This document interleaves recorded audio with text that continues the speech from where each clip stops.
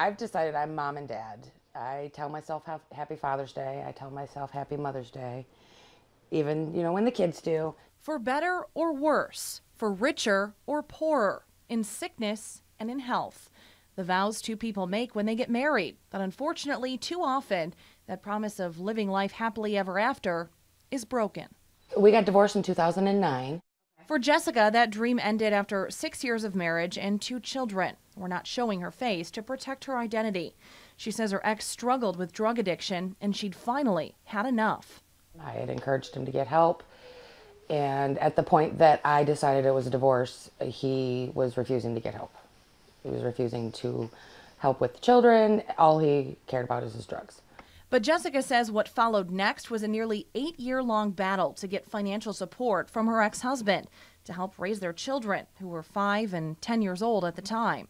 At first, it was great. At first, they gave me custody. There was no petition, no battle, no fight. But Jessica says her experience with the friend of the court system in Ogemaw County really started to go south about 4 years ago. He told the judge that, he wasn't working. And the judge looked at me and said, well, if he's not working, how can I order him to pay child support? And I said, well, I don't have that option. I don't have that option not to work. I don't have that option not to support my children. Why does he? And the judge says, well, what can we do? If he's not getting any money, how can we make him pay money? Make him get a job. She says it was obvious her ex was getting money from somewhere. He would show up dressed nicer than my children, even. Jewelry, brand new shoes, a brand new outfit, name brand clothes while we were shopping at Walmart. And not that there's anything against that, but my kids come first.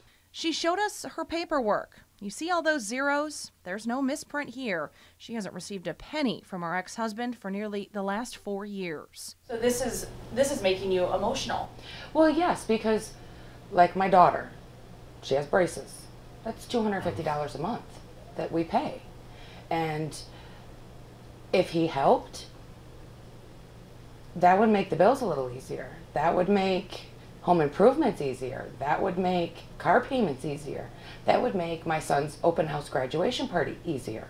As the I-Team discovered, Jessica's child support journey is not isolated. Parents all around mid-Michigan going head-to-head with friend of the court where they live, trying to get the county to crack down on their ex. So why is it so hard? Can more be done to make delinquent parents more accountable? Well, here in Tuscola County, we found an agency changing that, and they have the praise to prove it. At the end of the day, friend of the court is not necessarily the most popular agency out there. But I think given the circumstances, the fact that it's really tough. We're dealing with families, their finances, their kids. Sandy Erskine is the director of the Tuscola County Friend of the Court. The state's Office of Child Support has recognized them several times in recent years for their good work. She says once the case lands in their office, their process begins. We issue income withholding orders. Sometimes if folks aren't paying, we look for bank accounts. We do lots of things to try to make sure families and kids get the money they deserve. She says the state sets certain benchmarks to measure how well each county is doing. The benchmarks look at everything from how many cases the county handles to their success in collecting payments to establishing paternity in cases where there may be a dispute. Once paternity is established, we can move forward and get a support order, custody and parenting time. Erskine says she's proud of the track record Tuscola County has established. I think we're one of only a couple of counties for the last 3 years, maybe 2 or 3 counties, who have managed to meet all of the benchmarks. There are 5 benchmarks and we've met all of them. So what makes them so successful? Well, Sandy says they believe in putting families first, not just the finances. And so we've really tried to be innovative. We really look at the family as a whole.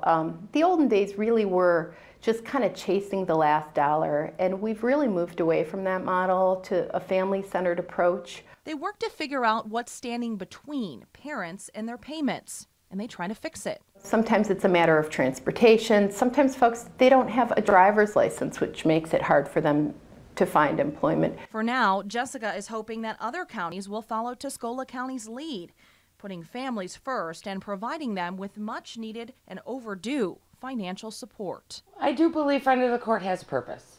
I do. I think it helps people. But I think that there are people that slip through the cracks. With this I-Team report, Sarah Simnich, WNEM TV5.